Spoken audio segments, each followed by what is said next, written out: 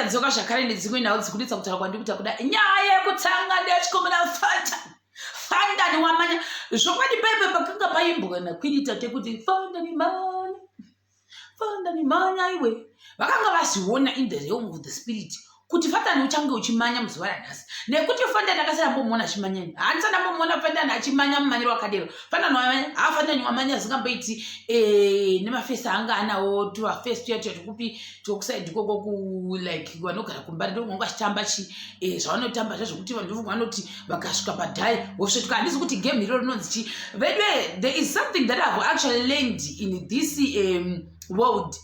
In each generation, in each step or stage, there is always a unique game inotambwa nevana. Tichikura taitamba maflau, nemarakaraka, newish, ndoza yako.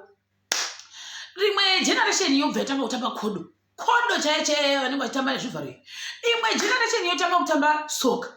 Imwe generation yotamba kuita cricket chokutoita obsessed to that extent. Imwe generation yotanga kuita zvemagemu chaiye akadai so toti ndakutomutora game ndimbotamba game. Imwe generation yotanga kuita zvokurera hove. Stage by stage idzodzo dzekuti there is always something chiri kuita evolve.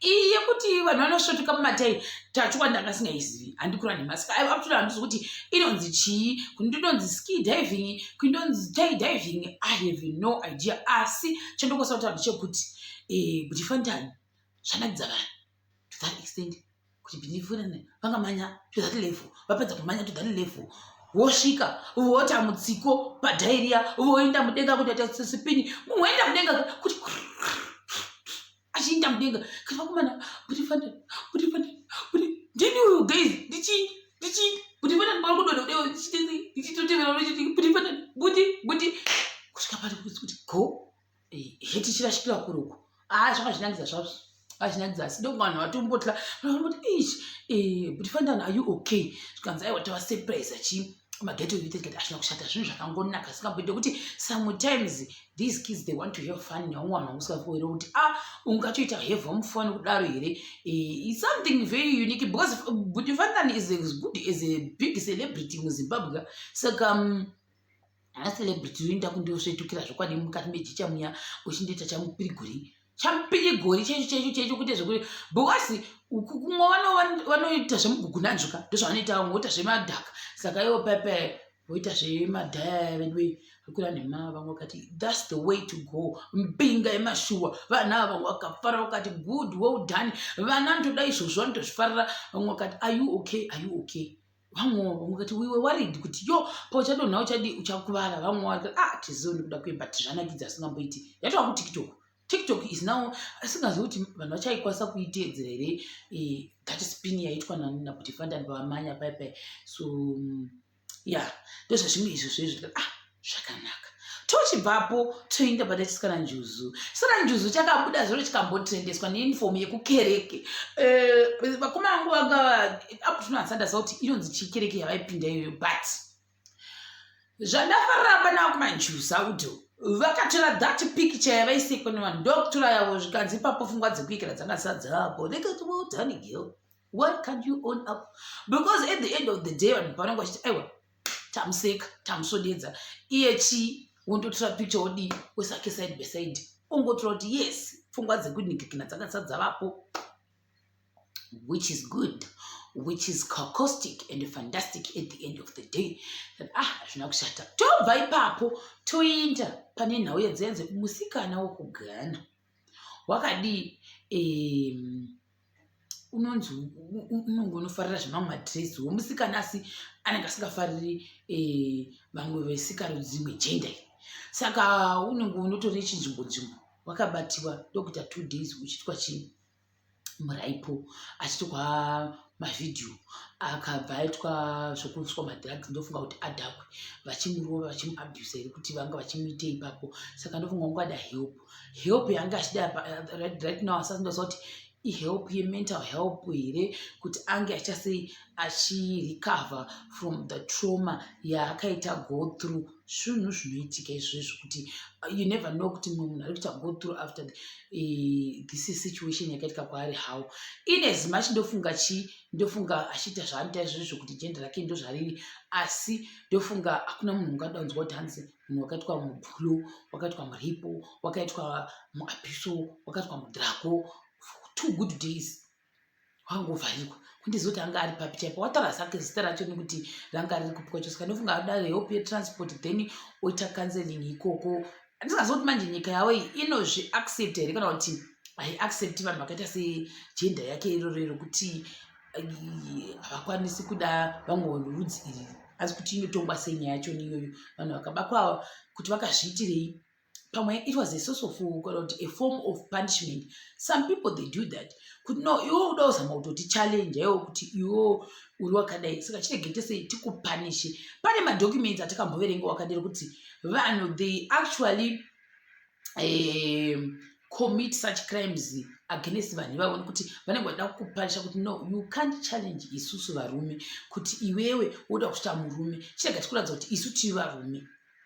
That's a way of punishing munhu yakaita semudzimai iyeye. Zviva zvinhu zvakaoma hazvo kuti unoona musociety matogara zvakadiro zvinogona kuitika.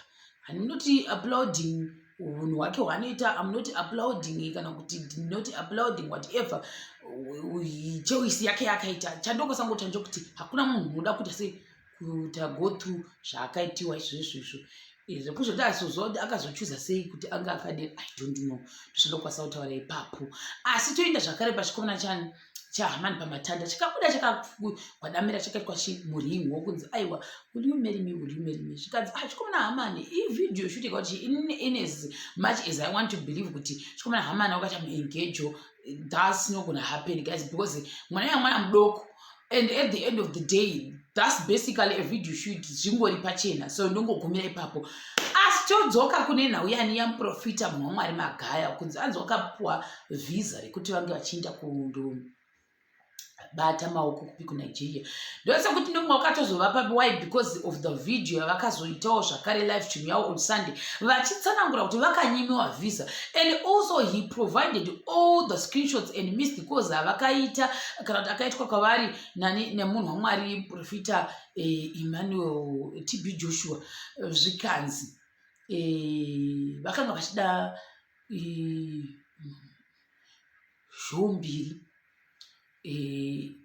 nemajirafu maviri nemachita maviri kana asingarikanganisi, nekuti hanzi vakanga vati ndowishi yavo vada kuvhura zungu funga kuNigeria. Saka kuti handizozvi kuti kuNigeria kwakusina zhowu here neuyu, asi ndofunga vakanga vachida dzinobva kupi kuZimbabwe, ndobva vanodzitenga irekera zvinhu zviya vazvitenga, ndobva vati ndoda kuapply visa, vati ndoda kuapply visa, ndobva vanyimwa visa. Munhu waMwari chii wote makasikava zvavakagwadzwa vasingamboiti zviri the life song kuti aiwa ndo chinhu choga chandandangorequestiwa kuti ndiite, asi ndakakonawo kuti kuti ndizviindise. Saka nokuti hanzi takangonyorekwa kwanzi the new ambassador ariko havasi kutenda kuti sei kuti tinge tichipa mavisa to anyone except madelegates chete ndovanenge vachipuwa mavisa kuti vange vachienda kuNigeria. Saka ndobva vabhlokiwa. Saka ndakasatoziva kuti vanhu vekumaembassy vanobhloka vanhu vaMwari vakakura kudaro. Something new to me. I was shocked kuzvoti kunotobhlokiwawo kumaembassy. Zvakangoma hazvo ndikasanzi zvindofunga vari kwasa kuti sei kuenda iko. Kuita chimwe chitiko chanzanzi kune angel yakaonekwa mukati ndofunga kuda kusinagogo panguva yekuti vanga vachichema munhu waMwari yakaonekwa angel paya. Vamwe vakati muda kuti vhara matanga paya. Handisioni kuda kwe vanhu vachifunga saizvo, asi ini ndongoramba chingoti dai Jehovha Musikwedengu avanyaradza mhuri dzese dziri kuchema panguva ino, nekuti profeti munhu waMwari TB Joshua vakandomwana kuti vanga vane huge following zvakare, uye pane mhuri dzakawanda dzanga dzichidipenda navo munhu waMwari TB Joshua. Ndo zvese zvakanga chiuya nazvo hangu mukati mevhidhiyo ino. Chakubata zvakare pachikamu chinotevera.